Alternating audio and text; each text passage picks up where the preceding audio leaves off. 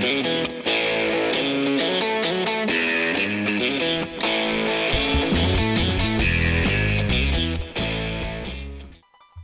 there everyone, Alexman here, and welcome back to The Legend of Zelda, the Minish Cap Revisit.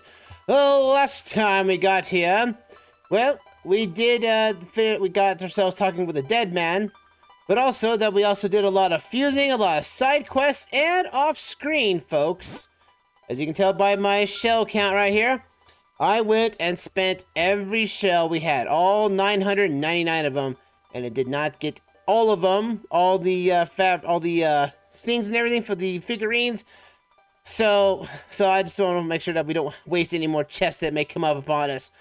Well, also that we also got ourselves some upgrades. Such as we got the Pearl Beam. We also have the Sword Beam, and we also learned a skill that allows us to charge up our spin attack much faster.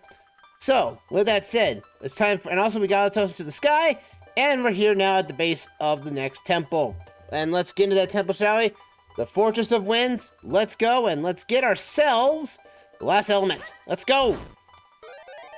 Now, this is kind of the biggest temple of the game.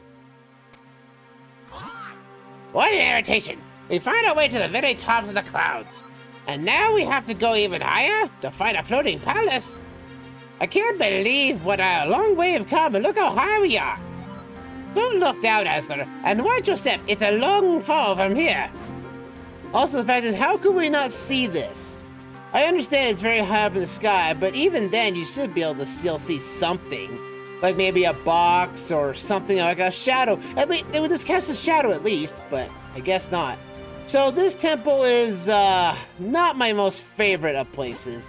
It's big, it's tall, it's got 5 floors in it. Most of the floors are kind of simple in design, as most of the danger you'll see now is basically of 2 things. One, first off, is the bottomless pit issue, and also places that are going to destroy themselves. This is a good place to put either the gust jar or the boomerang if you want to choose it, because the boomerang can basically knock creatures down and such like that. So use the magic boomerang to your pleasure here. You don't have to use it, but I feel like it's the easiest thing to do because it's controllable. There we go. We also have to watch out for Mr. Uno Uno themselves, these creatures, these pea-hats that we got around here. I can just go around like this. Booyah! Took that guy out. Oh, he's still right there. That's fine. We'll hit this right here.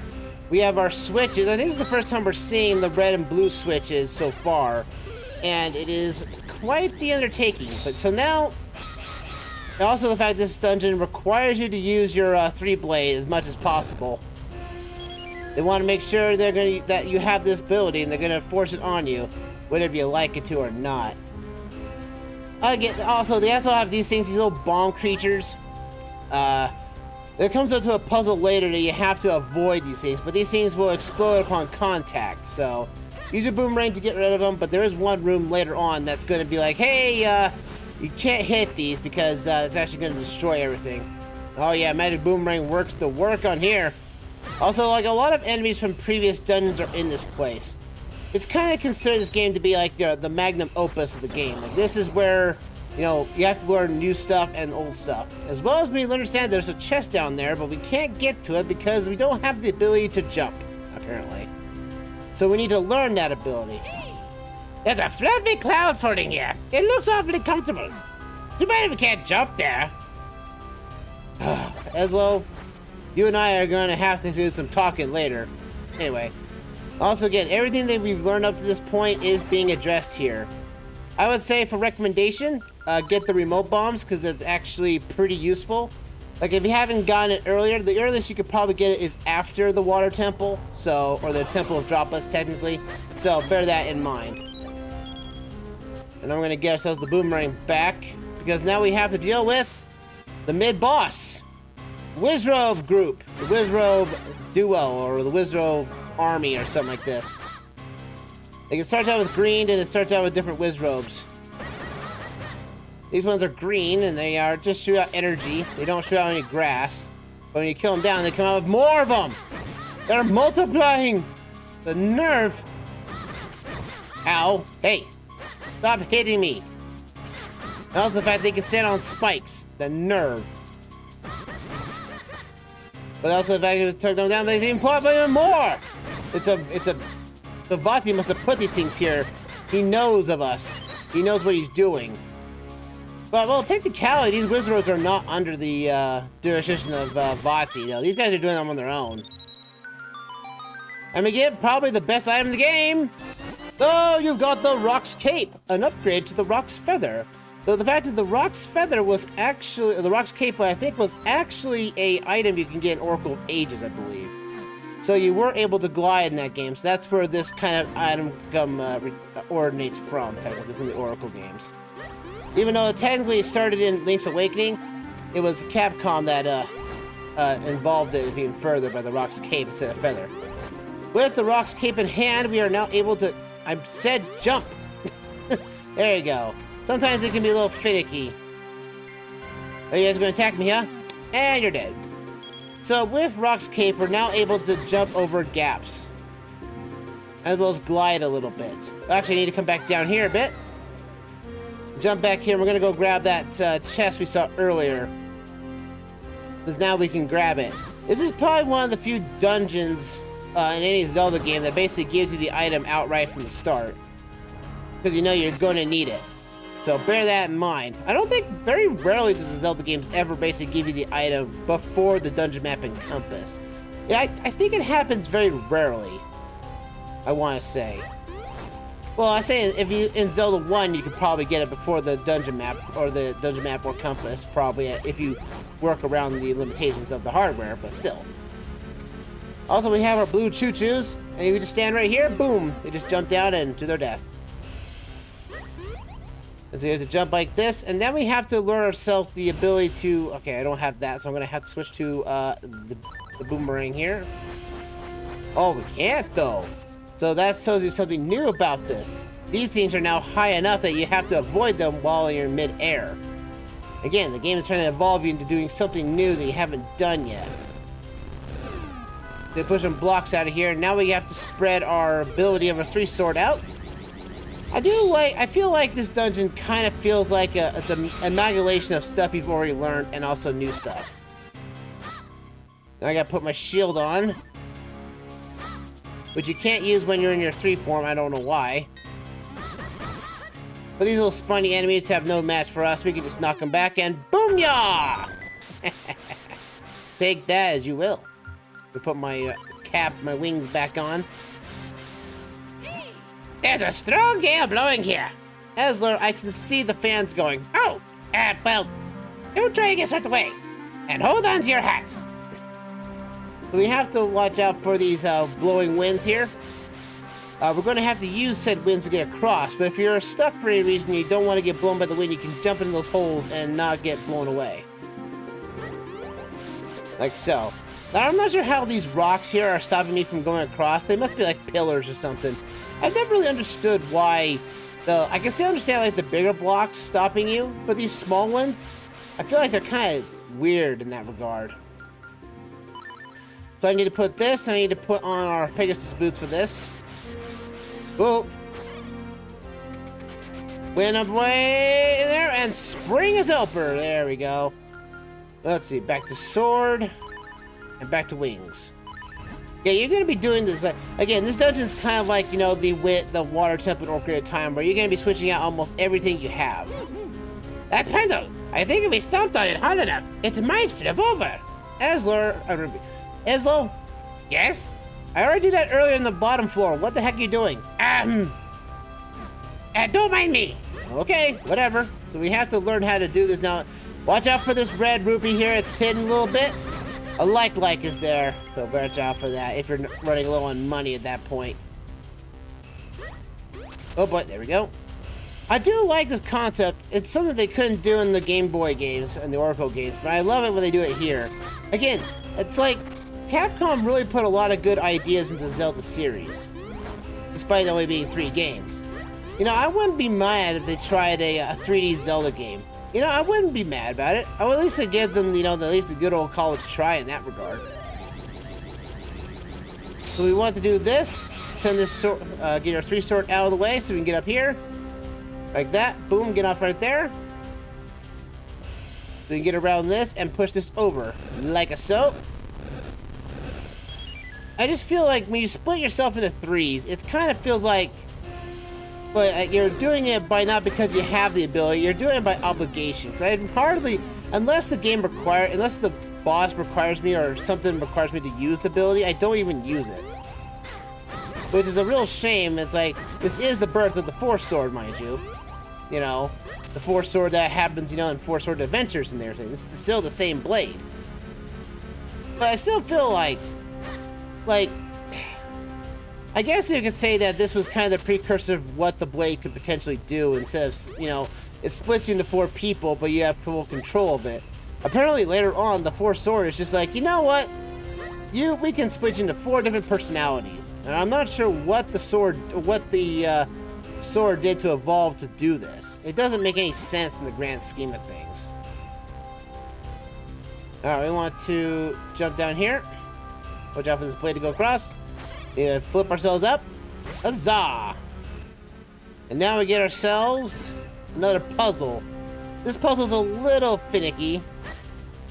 You need to stop on this panel right here. Go up here. And then make yourself a round. Because for some reason you just can't hit the thing. Okay, why did it not work out, man? So you're trying to do a spin attack here. Like that, hit all the switches so you can get your Minish portal to come out. We want to go down first. I think if we come back around here this way anyway. So now we have to use our power bracelets. Yeah, remember those? To actually push these pots around and make a block pushing puzzle with the pots.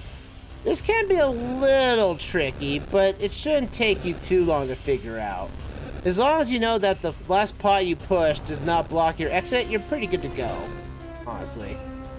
Again, it's trying to be, I think they're just that Capcom was trying to be clever when trying to make a dungeon like this. We gotta watch for the scenes to come back, and we can't fall into the hole because that is a bottomless pit to us right now. Oh, we gotta watch out for the bats. Like, look at this. What's preventing me from jumping over here other than I backed up small? Like, what do these blocks do that basically prevents you from jumping? I would imagine if it's something like a pillar, but even a pillar has, like, you know, a block thing like that. What we want to do here is actually get our boomerang here. And that opens up and gives ourselves one of our few rare keys in this dungeon. Let's get it. It's like this dungeon is really big. I'm pretty sure this is gonna be this dungeon's a 2-parter for sure. I did do it as a 2-parter beforehand, so bear that in mind in the previous run. Is that this dungeon is gargantuan. Again, they touted this as being the final dungeon. It feels like, again, the lore of this game is just more of the Wind Ruins and the Wind and the Fortress of Winds are just the 2 of the longest dungeons in the game. Because I don't really count the final dungeon a long dungeon, because it's only long because of the stinking mechanics that come across it, and the mechanics I just don't like about it, really. It feels like the final dungeon feels like it's a half-baked idea they were just struggling with to make a final dungeon with. Oh boy! Now we gotta watch ourselves here without watching. We gotta run across here while the blades don't fly. Woohoo! We gotta push this over. That over. There we go. Ow. There we go. Take out these blue choo-choos. Again, they put the blue choo-choos here because I guess they didn't realize where they could put them. And this is like the only time they show up, too. So this area, we have to use the wind to actually carry us across and actually hold down the D-pad while you're doing it. Why are you giving me so much trouble? I'm holding on the D-pad, game. You don't like me? Ah! There we go. Like, you have to start moving alongside the wind. It's a little tedious, honestly. But also, they have more breakable walls. And we got more Lakitus. Gotta watch out for these guys. Don't have to worry about them at all. But the fact is, wouldn't a certain bit that Mario enemies be in Link's dreams, though? So why are they here? I guess that means that Hyrule and the Mushroom Kingdom are almost basically in tandem with each other. Oh, look at that piece of part right there. We're not gonna get that for a while. Yeah, I know, it's kind of weird. Like, it's right there, but nope, it's blocked by these little circles, which somehow can block your jumping power. I have no idea how that works. But we have to jump on these clouds here and actually use our extended height and jump for glory. Here we go. This dungeon's pretty cool, but also I'm not a big fan of it either. It just feels like it's too long at times. Like the other dungeons, like, you know, like the starting dungeon took, 15 minutes. This one you're gonna be here for 30. And it's not fun. Oh, we got ourselves a kind of a small mini boss here. We got ourselves the ball and chain enemies from A Link to the Past. Oh, and you guys gotta watch out for these things so they can hurt like nothing else. I believe you can take them out with bombs, I want to say. Nope. Whoa, ow! Hey! At least I've got a fairy on me, so I can be okay on that front. Yeah! You can't block them with a boomerang, though, unfortunately. You're just gonna have to wing it. These guys have a ton of health. You gotta wait for them to basically wait to strike you. And then you can have your chance at you. Come on, buddy. There we go. And they drop a gargantuan 50 rupees a drop. By golly, I hate these guys so much. They're kind of like worse than and the fact this is the only time they show up too. Come on, dude. You can see me, I know you can. Swing your stinking ball and chain at me. There we go, get back so it'll get hit. Come on, dude. In fact, they don't call you a boss either. It's kind of weird. Ow. Hey. Oh, boy. There we go. Ooh. I got a small key for that, but for what? To what end? To what end do we pleasure in this? All right, let's go this way. Oh, boy. Gotta watch out for these guys. They're gonna kill me. No. Ah. Lucky, though. Luckily, we've got some health if we can get this right. Block you a bit. Get this anti-fairy. Booyah! Anti-fairy a go, and got myself some hearts. You thought I was doomed, did you? No, you can't doom Link. Oh, this puzzle griefed me when I was younger. It's like, how do you do this when you need 4 people? I'm like, you just need to get one of these jars over here, push over here, and then go with the other 3. Like so. Jump like that. Go right here. Bada bing, bada boom. We get ourselves that, and the switch opens. Not bad at all. Alright, I need to get hearts here. I need to get my wings on. Get me some hearts. Like, I'm keeping my fairy for the longest time. We also get an introduction to a new enemy type as well. Well, we got moblins. We also have ice whiz robes. Right here, like the first time we've seen those. And they bring all the Wizrobes out too for this dungeon too. It's like a hodgepodge of enemies they didn't know what to put in with. But there we go. Then we also get an introduction to the red Stalfos enemies. And these ones, they can throw their bones at you. Let them jump off screen and they die. So much for them. So much for that threat, right? So much for that threat. Jump up here. Fly across. And luckily, that anti-fairy returned. We also got our key right here. We push this block out, let this thing go around again. And we're gonna grab this bad boy right there, grab ourselves some fairy. Thank you, and let's open up this door. And we get ourselves the big key! All right, cool. All right, it's time to go. Oh, get more fairies here. Nyeh, nyeh. Full heal, and I'm gonna need a full heal for this. It's time for us to go to the actual boss, the second phase of this dungeon. So let's go, shall we? Onward! Actually, onward here. We have a big door right here. Let's go see what this boss entails for us. Let's go.